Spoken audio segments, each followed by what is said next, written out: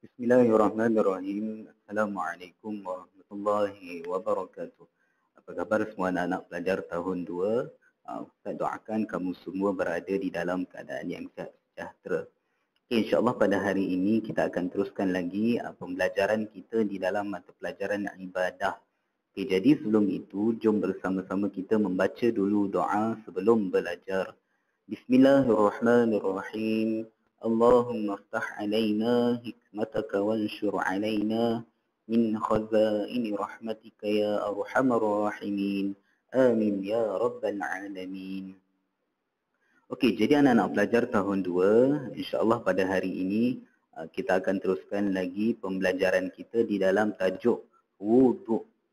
Tajuk wuduk. Pada minggu lepas kita dah belajar dah berkenaan dengan pengertian wuduk dan keperluan berwuduk. Okey, jadi pada hari ini ataupun pada sesi pembelajaran pada hari ini kita akan teruskan lagi dengan melihat kepada pembelajaran subtopik yang baru, iaitu berkenaan dengan pelajaran yang kedua, rukun wuduk. Rukun wuduk. Okey, jadi sebelum itu Ustaz nak kamu keluarkan buku teks ibadah tahun 2. Buku yang ini kamu boleh buka di halaman ataupun di muka surat 39. Okey, buka dulu. Okey, jadi anak-anak pelajar, kita tengok kepada pelajaran yang kedua berkenaan dengan rukun wuduk. Okay, jadi sebelum itu saya nak tanya, faham tak apa itu rukun? Tahu tak apakah itu rukun? Rukun ialah perkara yang wajib kamu lakukan ketika berwuduk. Rukun wuduk adalah perkara yang wajib dilakukan ketika berwuduk. Jika kamu tinggal salah satu daripada rukun-rukun wuduk, maka wuduk kamu tidak sah, wuduk kamu terbatal. Okey, jom kita tengok rukun wuduk. Okey, rukun wuduk. Kamu juga boleh tengok dalam buku teks. Okey, rukun wuduk ada 6 perkara. 6 perkara. Iaitu yang pertama adalah niat. Yang kedua adalah membasuh muka. Ketiga ialah membasuh kedua-dua tangan. Yang keempat adalah menyapu kepala. Yang kelima adalah membasuh kedua-dua kaki. Dan yang keenam adalah tertib. Okey, jadi pelajar ini adalah 6 rukun wuduk.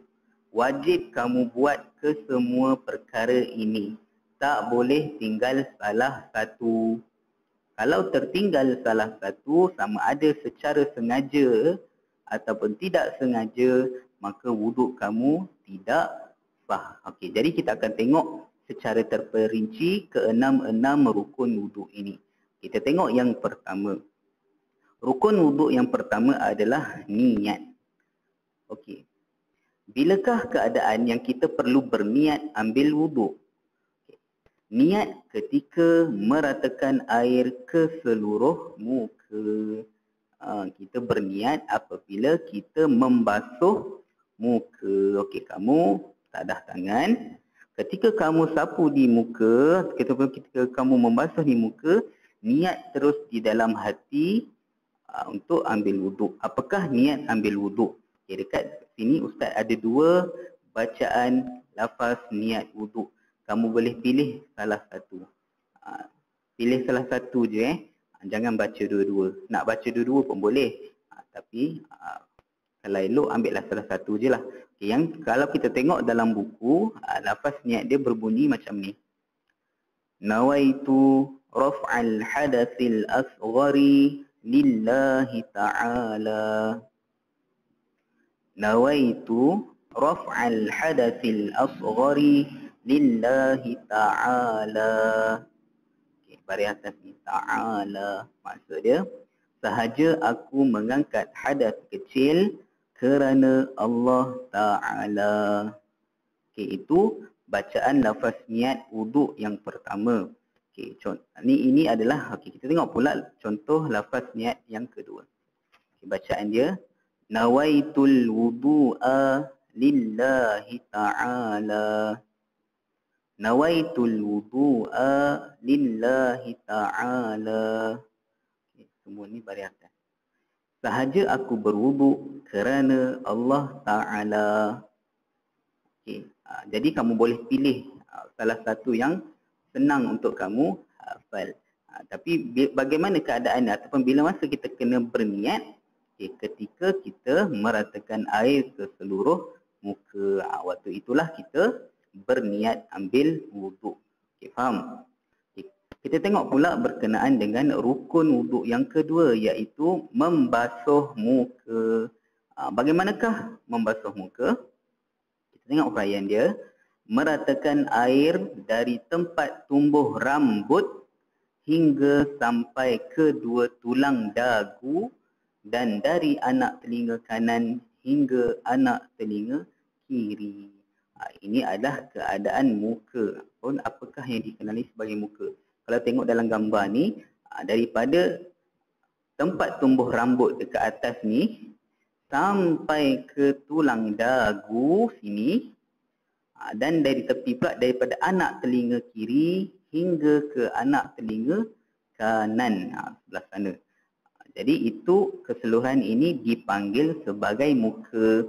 Maka bahagian inilah yang kamu kena basuh. Tengok contoh kat sini, ni dia basuh muka. Kawasan ini kena pastikan kena air. Pastikan keseluruhan muka kena air. Kalau tertinggal, contoh kamu terlupa nak, atau kamu ketika basuh muka, dekat mata ni tak kena air, maka wuduk kamu tidak sah. Rukun yang kedua kena pastikan keseluruhan muka dibasuh. Okay, faham? Okay, itu rukun yang kedua. Tengok rukun yang ketiga pula adalah membasuh kedua-dua tangan. Huraian dia pula, membasuh kedua-dua belah tangan hingga ke siku. Dari hujung jari sehinggalah ke siku. Ini adalah bahagian tangan yang kamu kena basuh. Sebelah ke kedua-dua belah tangan kena basuh? Kena basuh kedua-dua belah kanan. Paling baik ataupun sunat kita dahulukan tangan kanan dahulu, baru kita basuh tangan kiri. Tengok dalam contoh gambar ni, ni dibasuh tangan. Tangan kanan dulu baru tangan kiri. Okay, pastikan hujung jari sehingga ke siku. Ini adalah dipanggil tangan. Wajib kena pastikan air sampai ke seluruh bahagian tangan. Okay. Yang keempat pula adalah rukun yang keempat, menyapu kepala. Huraian dia ialah menyapu kepala sekurang-kurangnya 3 helai rambut. Nak sapu kepala ataupun basuh kepala, pastikan paling kurang kita pastikan basuh sekurang-kurangnya 3 helai rambut. Ini bagi orang yang ada rambut. Kalau orang yang tak ada rambut, orang rambut botak yang kamu tengok rambut dia tak ada rambut tu, ada kulit kepala je, maka dia kena basuh kulit kepala itu ataupun bahagian kepala itu, pastikan sekurang-kurangnya, kalau yang ada rambut 3 helai rambut. Kalau yang tak ada rambut, dia kena sekadar dia anggap dia dah melebihi ataupun dia dah basuh 3 helai rambut. Okey, jadi keadaan kepala itu daripada depan ini sehingga ke belakang. Ini sampai sini. Ini adalah kepala. Maka kalau kamu tak nak basuh yang kat depan ni, kamu nak basuh yang dekat atas tu ke? Boleh juga. Pastikan yang dipanggil kepala sahaja. Jangan mana-mana nak basuh leher. Tak nak basuh kepala, nak basuh leher. Boleh tak nak basuh leher? Boleh. Dia ada hukum lain. Tapi kalau untuk rukun, kena sapu kepala ataupun basuh ke sebahagian kepala sekurang-kurangnya 3 helai rambut. Okey, jelas? Okey, rukun wuduk yang kelima ialah membasuh kedua-dua belah kaki. Membasuh kedua-dua belah kaki hingga ke buku lali. Tengok gambar. Hujung jari kaki sehingga buku lali. Buku lali ini kawasan yang berketul ni. Yang ada ketul sini, daripada sini sampai hujung jari kaki, ini dipanggil kaki perlu dibasuh dan pastikan kesemua ini kena air. Barulah wuduk kamu sah. Juga kena basuh kedua-dua belah kaki, kaki kiri dan kaki kanan. Okey.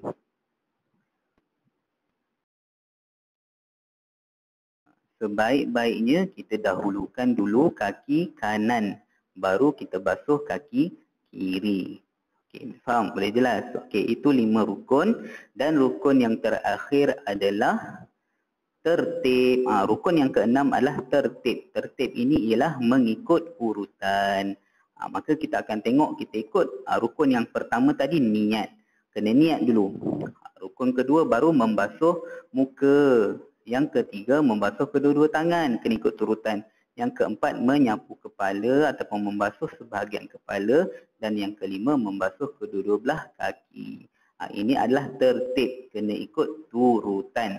1, 2, 3, 4, 5. Baru rukun ataupun baru wuduk kamu sah. Kena ikut turutan. Kalau kamu selang-seli nak buat, okey, buat nombor 1 dulu, baca niat dulu. Lepas tu kamu nak basuh tangan terus. Tak nak basuh muka lagi. Tak boleh. Wuduk kamu tak sah. Sebab kamu dah langkau rukun yang kedua, iaitu membasuh muka. Jadi untuk wuduk ini dia mesti mengikut urutan. Kalau kamu tengok kawan-kawan kamu, lepas je dia basuh muka, terus dia basuh kaki, baru basuh tangan, baru basuh kepala, itu wuduk dia itu tidak sah sebab dia tak ikut tertib. Dia tak ikut turutan. Sebab rukun wuduk yang terakhir adalah tertib. Pastikan kena ikut urutan. Okey, boleh faham? Boleh jelas?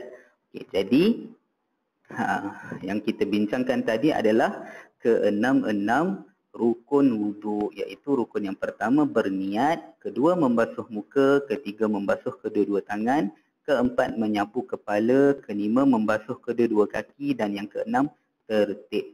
Jadi ini adalah 6 rukun wuduk. Tidak boleh tinggal salah satu daripada keenam-enam ini. Kena buat kesemuanya barulah wuduk kamu sah. Wuduk kamu diterima. Kalau kamu solat kamu sah sebab wuduk kamu dah sempurna. Okey, boleh faham? Okey, jadi cukup sekadar itu sahaja pembelajaran kita pada minggu ini berkenaan dengan rukun wuduk. Jadi lepas ni apabila kamu nak solat ataupun apabila kamu mengambil wuduk, pastikan keenam-enam perkara ini kamu buat. Kena ikut turutan ataupun ikut urutan. Okay, boleh? Okey, bagus. Okey, jadi insyaAllah cukup sekadar itu sahaja pembelajaran kita pada hari ini. Ada masa, ada rezeki, ada ruang. Kita berjumpa lagi pada minggu hadapan. Assalamualaikum warahmatullahi wabarakatuh.